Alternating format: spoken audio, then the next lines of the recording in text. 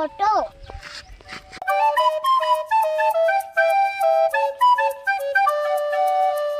இதான் புளிச்சக்கீரை. இது ரொம்ப ஹெல்த்தி.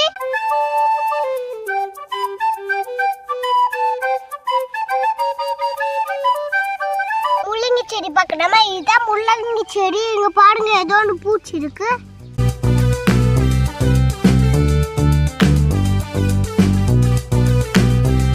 வாங்க, முள்ளங்கியோ அழகா வந்திருக்கு பாருங்க.